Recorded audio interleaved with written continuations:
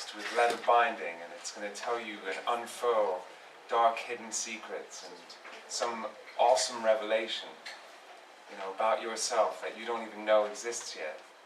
And I love the idea that a title could be so grand, and then when you open it up, it's so full of joy and it's so delirious, but it's also full of contradictions. On the one moment you've got a song which is, I mean, exuberant and you know, it's like talks of the insanity of falling in love, like the song The Origin of Love. And then you get to a song, a few songs later, like Love You When I'm Drunk, which is just kind of horrifically bitter and funny. And you go through all these different stories and different versions of love songs.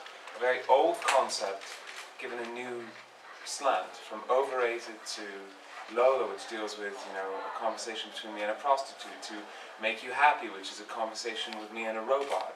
The most romantic thing you could ever say to anyone, all I want to do is make you happy, is being said by a robot. So it's a very modern take on a very old concept.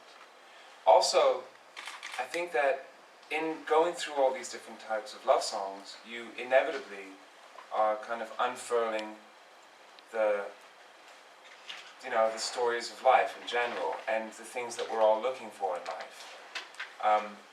But it's very easy to be very cheesy with a concept that says through these, you know, we're all looking for love and that's really all we're looking for. I mean, that's already been done very well. It's been done very well in the, you know, by Cole Porter, and it's been done very well by, you know, Eartha Kitt. It's been done very well by the Beatles. So I didn't need to do that again. I was doing it in a much more kind of, the perspective of on life and on love of a 29-year-old who has nothing to fear.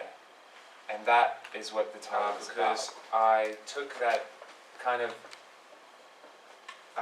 delirious energy and that kind of the rush of affirmation that comes with, you know, feeling like you like someone, and I tried to put it in a bottle, and that's what the song Origin of Love is.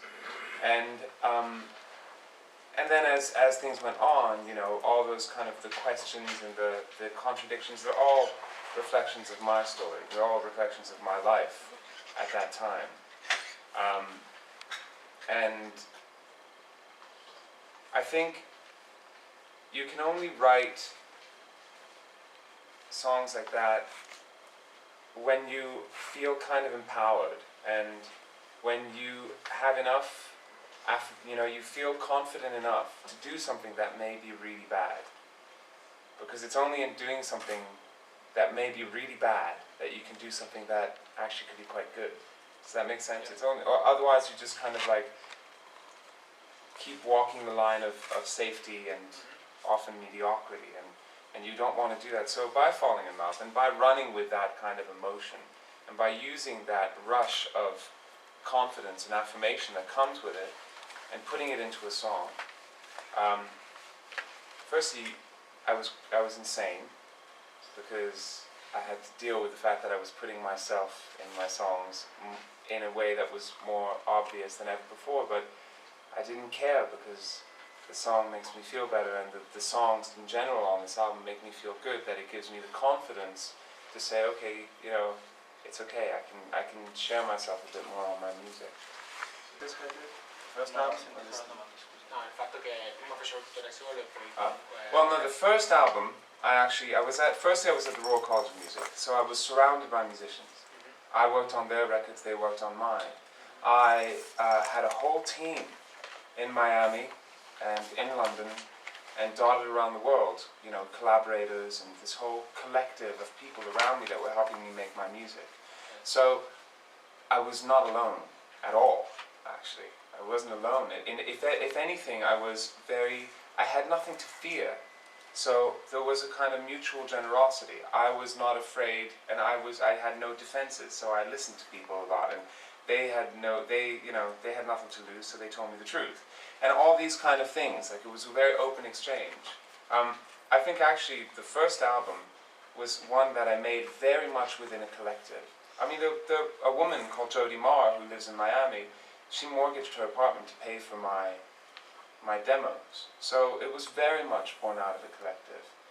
But then, on the second I was very much isolated. I sat in front of a piano on my own. I went to Los Angeles with one producer and I finished it. And then on the third, I didn't want to be isolated again. I wanted to kind of open myself up to the idea that pop music can and should, when you're a solo artist, be made within a collective. In the spirit of records from the 70s, for example. I mean, I'm not a band, I'm a solo artist. So if I isolate myself too much, it becomes audible on my records. And although it looks like it's just collaborations, it's not. It's more about forming a team or a collective of people who wanted to make the same kind of pop music that I did. That was the primary focus of it. It wasn't about, you know, give me your name, I'll put it on there. When you listen to the song Origin of Love, it sounds like a Mika song.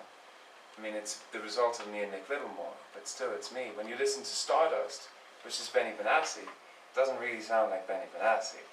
I mean, it does a bit, but not really. I mean, because I went there, he was wanting to join the kind of this group. We worked together, I took the song away and I produced it myself at Abbey Road with strings and with Greg Wells, who worked on my first two records. So it was about, nothing was sacred. No collaborations were sacred. If you joined this group, you were in it completely. For Benny Benassi to let go, for Alessandro and Benny to let go and say, yeah, okay, cool, let's see where it goes, takes a certain kind of personality. Nick Littlemore is the same kind of person. Greg is the same kind of person. There were a few people who I tried to bring into the group who really didn't understand this kind of like nothing is sacred attitude. We may work on something and I'm going to chop it up and turn it into something just so that because at the end of the day it is my name on it and it's part of, it's got to be my voice and my sound and my message. What also helped is the fact that I write pretty much all the lyrics and most of the melodies. It's more the collective feeling around a song and the atmosphere that the songs were written in. I wanted a gang. I had a gang before. We were all students. We were all, you know, Happy Ending is a friend. I can't even tell you how many people were all over my first record. When I went to work on my second, they were not there. They went away, and it was really sad to suddenly lose everyone that you've always made music for 4 years. You lose them, and you're sitting in a studio on your own, and you're like, I don't give a fuck about this studio. What's the difference? It's just 4 walls and a more expensive piano. But what was more important, and I realized, was the collective, was this team. Also, I mean, I think community in pop music is completely broken down. I think it doesn't exist anymore. For a couple reasons. I mean, I think that you find it in classical music. You find it in folk music, you find it in rock, and you find it in urban music, but you certainly don't find it in pop. In pop, it's like the Svengali with his castle, and the castle is the studio, and it's all very separate entities. When you think of the 70s, the Miami scene with the Bee Gees and Fleetwood Mac, and you see this cross kind of breeding of musicians, and you know, you'll have like Bobby Womack playing on something else, and this kind of filtration of music that used to happen, which seems to not happen as much anymore. I think that's kind of lame.